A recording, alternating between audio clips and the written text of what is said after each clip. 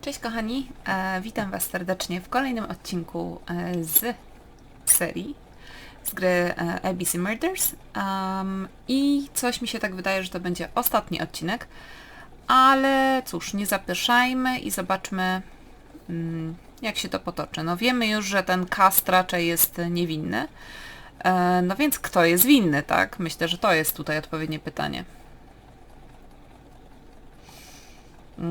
Gdzie ja mam się udać teraz? A, do domu. No dobra, no to trzeba tak wsiąść w auto i pojechać do domu. To White Haven, please. Oj, przepraszam Was bardzo. Jak zawsze mi się ziewa, bo jak zwykle, albo raczej najczęściej nagrywam to po pracy. Cust's arrest is a great success for you, Poirot. It's all clear now, except maybe one or two details. Details. Ah, mon ami. The devil is in the detail, as we say. Excuse me? No właśnie. Patience, Hastings. Everything will be clear once our guests arrive. Best be prepared. Slip a revolver into your pocket before they do. A revolver? Poirot, what are you afraid of? Trust me. It is important you carry a weapon for this meeting. I will lend you mine. What about telling me what you have in mind? Surtout pas. You wouldn't be able to play your role. Wait one moment, I will bring you my weapon. Jak zawsze wsypał Hastingsa w jakieś podejrzane klimaty. Dobrze.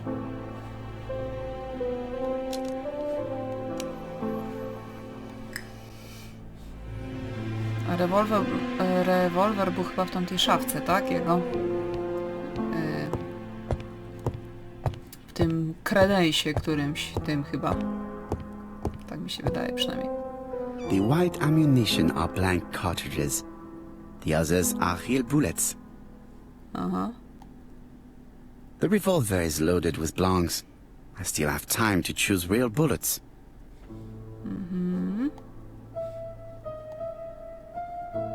The revolver is loaded with real bullets. I still have time to choose blanks. No, The revolver is loaded with blanks. I still have time to choose real bullets. lepiej wezmę ślepaki.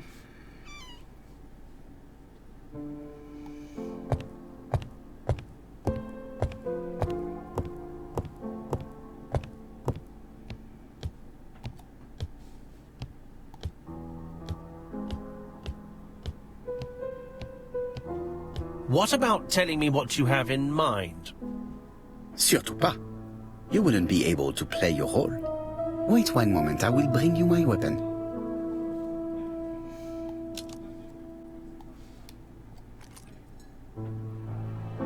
Voila, I entrust you with my weapon. It has hardly been used, it is almost new. Prawie.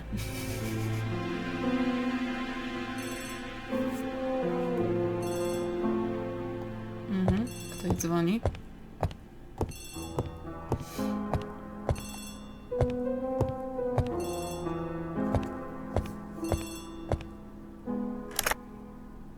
Chief Inspector, is that you?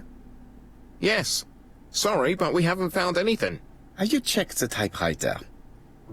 And the packaging, the letter, and the ribbon reel. We've only found prints left by Cust and his landlady. Well, never mind, I shall make do. So, are you still going to hold your meeting? Of course, Chief Inspector. I can hear my guest coming up the stairs. Why have you brought us here, Mr. Poirot? Since Cust's arrest, I thought it was all done and dusted. Miss Gray formally identified him, as well as Miss Barnard. Yes, and the stockings he saw drove the same brand as the ones found at my aunt's. This is all true. However, a case is not closed if some questions remain open. And one question is, why did the murderer send me his letters? Why did he challenge me, Hercule Poirot? Perhaps he wanted to play with you, to taunt you. Xenophobia? Maybe he didn't like you because you're foreign. I may be wrong, but maybe by provoking you he was looking for glory? All these theories should be studied. Let us now try and get our brain cells to work. to morderca popełnił błąd w adresie.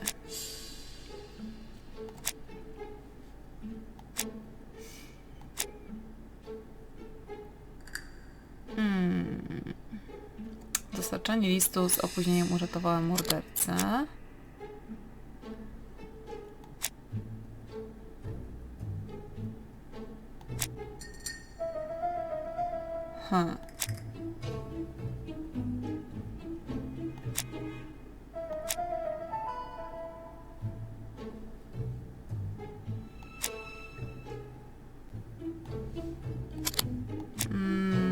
Raczej nie będzie to dobre. No cóż.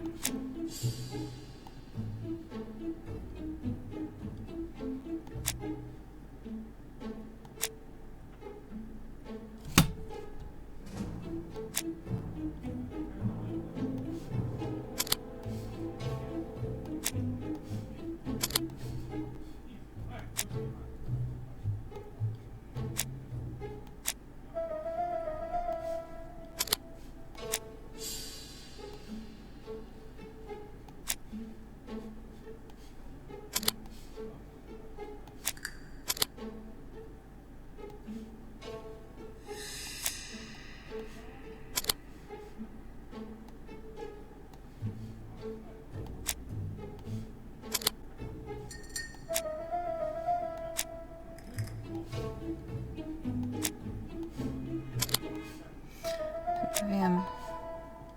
No, żeby się uchronić pewnie.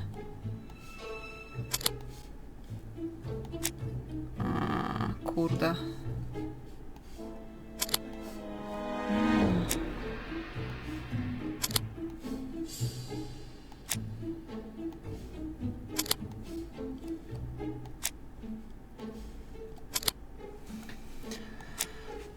No jak to?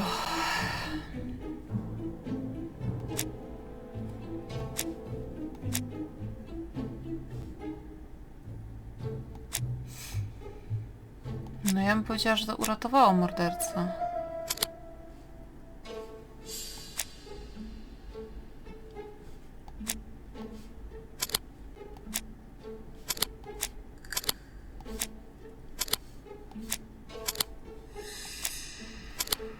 To jest trochę za dużo zmiennych, żeby sobie tak...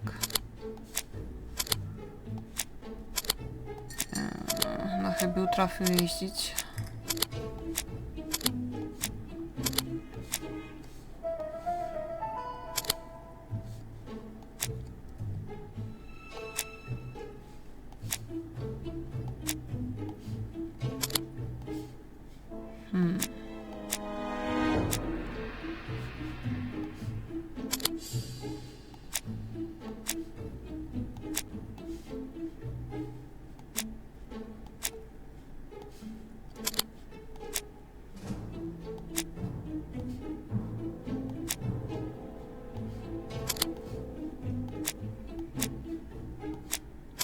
No kurde, ja bym powiedziała, że uratowało go.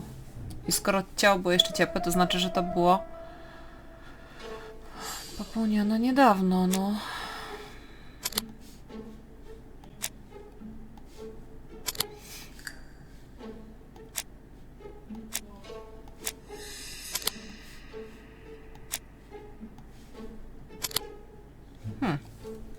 No właśnie, celowo. Okej, udało się. Dlaczego morderca wysyłał listy do Poirot'a? Zachwały? Cierpiał na kompleks niższości?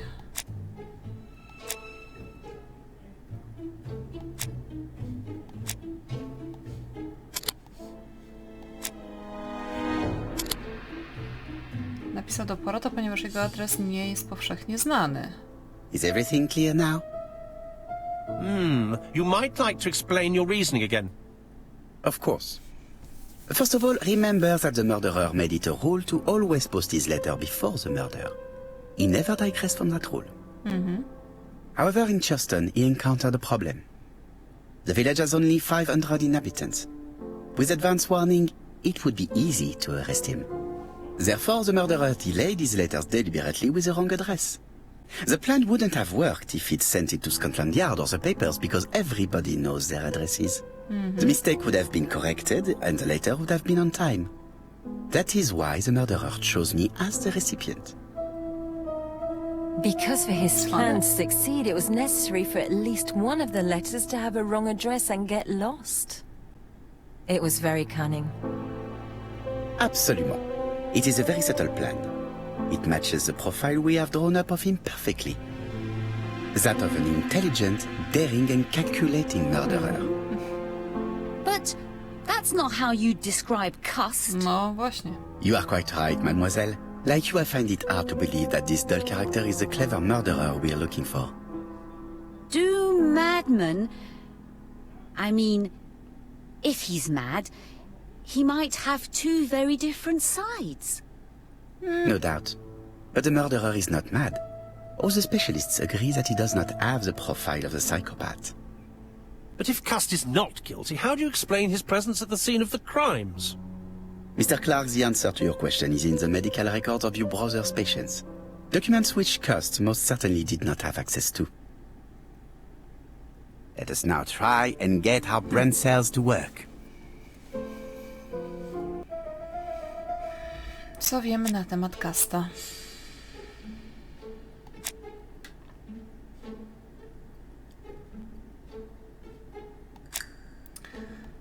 Nie wiem, został ranny w czasie wojny. Cust był na wojnie. Pojechał do Bexil. Był konwojażerem.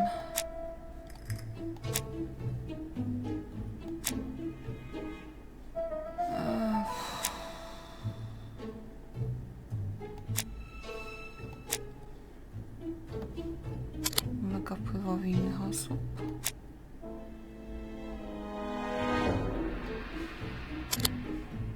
O Jezus, tu bardzo dużo rzeczy pasuje.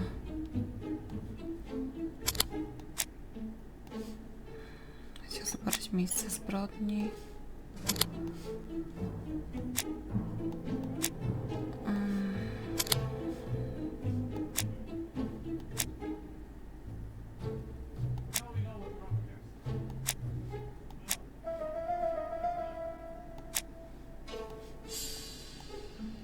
Był na wojnie.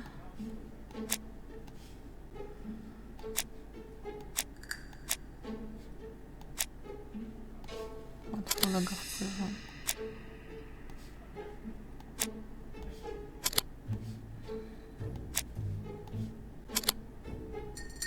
Też nie?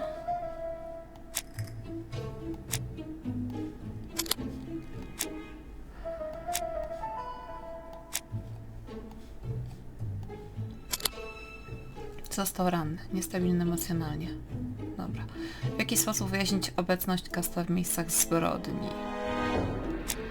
No, robota raczej. I chciał zobaczyć miejsce zbrodni może? Nie? Jeździł pociągiem.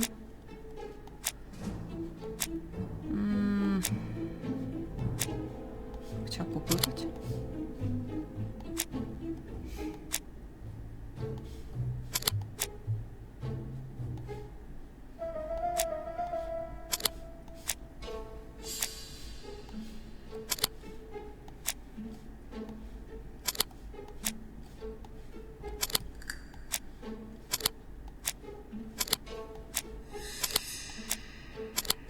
Czyli to jest nieprawidłowe niby.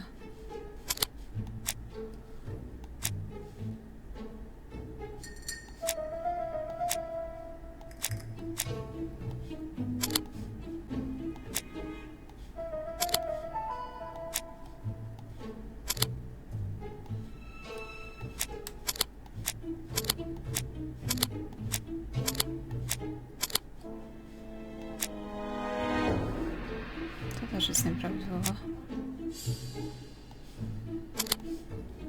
To nie ma sensu w ogóle. To też nie ma sensu.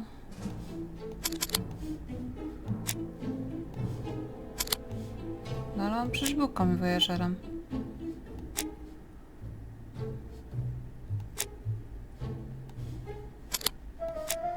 Dobra, kupuję gazety.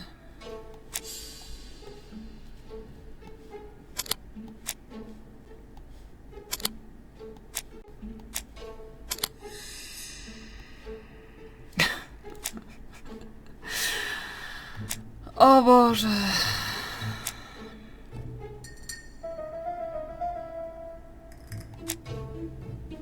Dobra, pojechał do Bexhill, bo chciał popływać. Niech będzie. Chociaż nie do końca w to wierzę, no ale dobra. No i też nie.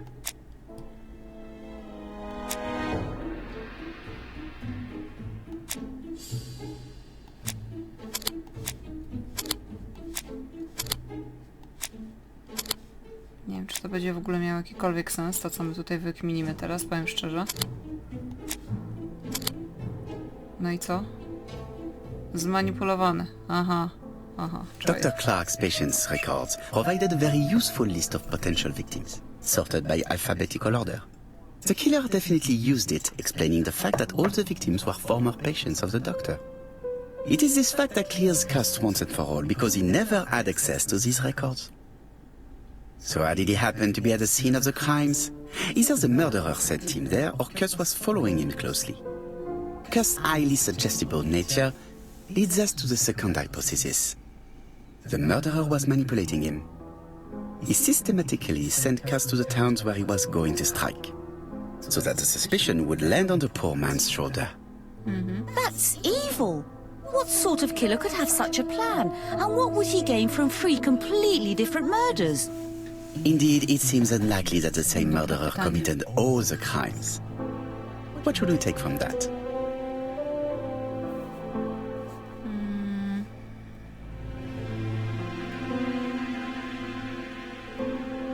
Trzech. There is not one murderer, but 3 accomplices, who all used the same scenario.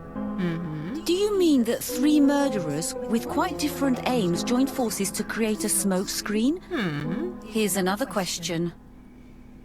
Is it still necessary to find a motive for each crime? And the one in Andover poses problem. Why was poor Mrs. Asher killed? Indeed. It would be best to forget the theory.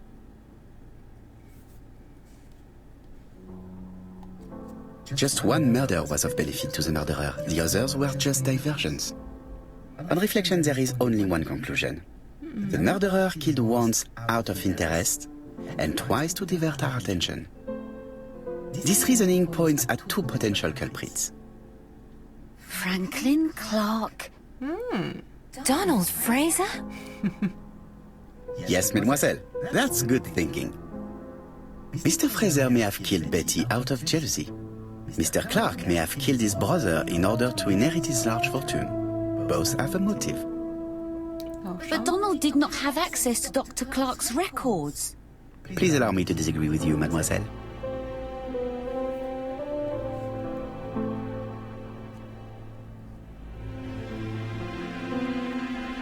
He works for Court and Brunskill, one of whose clients was Sir Carmichael. It doesn't prove that I went to Comeside. You could have done it, and you may have used the opportunity to take a look at Sir Carmichael's records. Do you think I'm guilty? You or Mr. Franklin Clark. That's ridiculous. Both of you have a motive. The question is, which of you has the profile that most resembles the murderer? Let us now try and get our brain cells to work. To chyba nie będzie takie proste. Czy Donald jest inteligentny?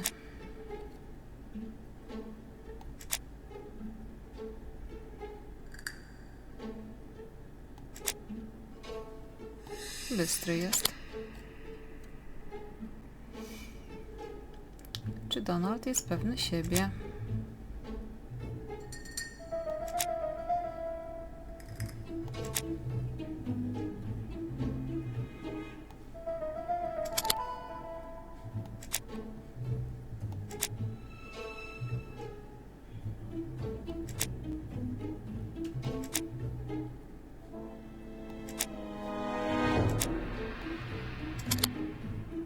do końca, no właśnie. Uwodziciel.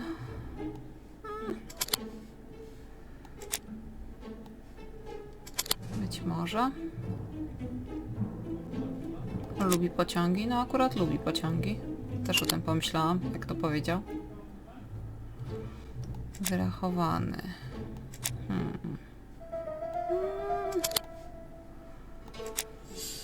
Czy on jest wyrachowany? Porywczy, no właśnie, bardziej. Szczodry, no okej, szczodry. Raczej impulsywny zbyt. Ladies and gentlemen, Donald may share many character traits with the murderer, but he does not have his cold indifference. He has a temper. It is hard to imagine him planning anything. Also, jealousy is his motive, and crimes of passion are rarely planned. Right, I suppose it's my turn to be subjected to the same scrutiny. Być może. Absolument, Mr. Clark. Let us now try and get our brain cells to work. Czy jest inteligentny? No, na pewno.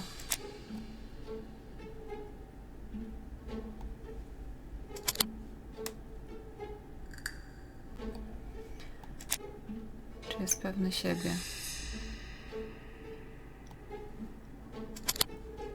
Jest. Czy jest uwodzicielem?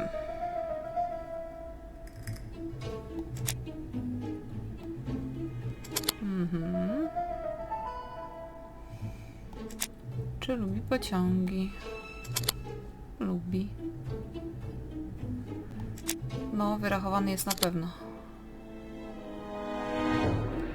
Szczodry. Owszem. No i cóż teraz? As you have all seen, there is a disturbing similarity between Mr. Clark's profile and that of the killer. In actual fact, it is exactly the same. Mr. Poirot, your psychological studies are interesting, but your conclusions do not add up. Why would I have wished my brother's death? The inheritance is lawfully mine. I just have to wait. No, you had to act quickly.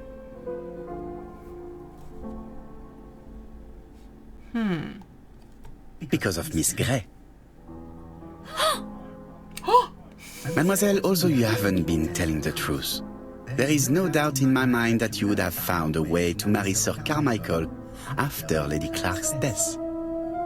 For you, Mr. Clark, it was a disaster. If Miss Grey had children by your brother, you would not have inherited a thing. You realized the danger after reading several letters from Comside, especially one in which your brother opened his heart to you. So you hurried home from China, and you took action. In truth, Cust was no more than a puppet manipulated by the real culprit. You, Mr. Clark. Such an imagination, Mr. Poirot. In fact, nobody manipulated Cust. The famous instructions he received by post. He wrote them on the typewriter. We know that for sure. Oh no, you know perfectly well. That is not true. Eh bien voilà, light has now been shed on the ABC murders. Your theories are ingenious, but you haven't any proof. One point to him. For the moment, I have no material proof. Either I admit to it, or I bluff.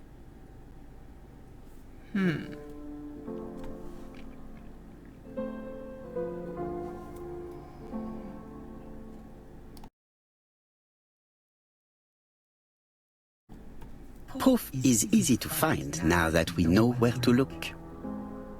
You have nothing on me. You're bluffing, Mr. Poirot. Come on, Thora, there's nothing for us to do here. Don't touch me. Thora!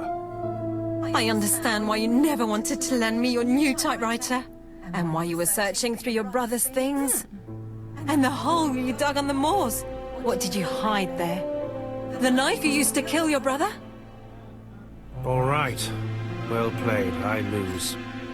The game's up.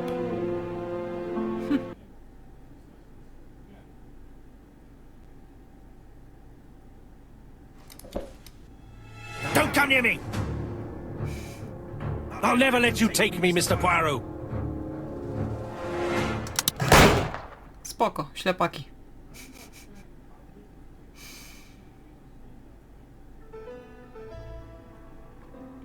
I'm sorry, Mr. Clark, there is no easy death for you. I expected your reaction, so I used blanks.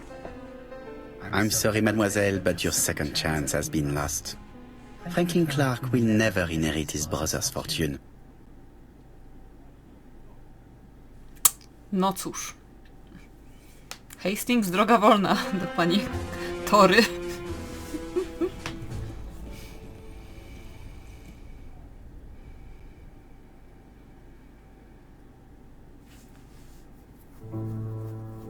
Disappointed at having missed the chance to become Lady Clark, Thora Grey left England. Donald Fraser and Megan Barnard married.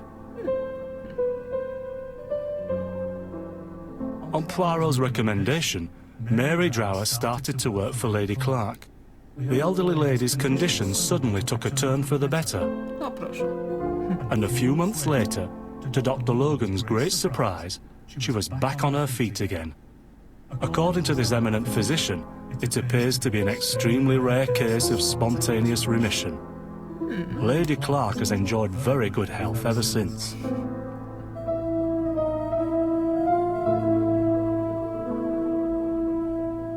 Journal of an Innocent, the incredible story of ABC.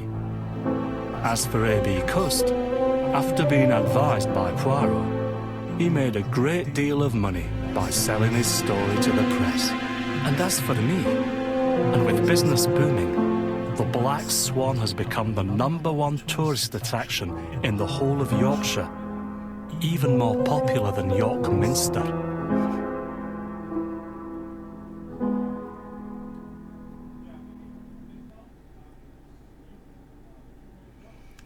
No i rozwiązaliśmy sprawę, co?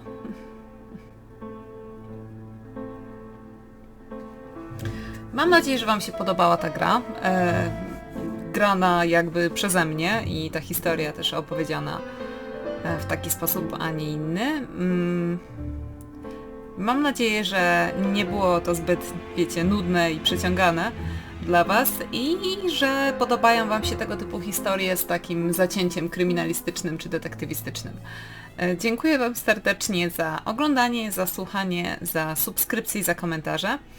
Jeżeli wam się podobał ten odcinek, to również będzie mi bardzo miło, jeżeli zostawicie przy tym filmie łapkę w górę, czy napiszecie jakiś komentarz. Dzięki serdeczne i mam już jakiś tam pomysł na następną serię, także wiecie, stay tuned i trzymajcie się ciepło. Do zobaczenia w kolejnym odcinku. Cześć!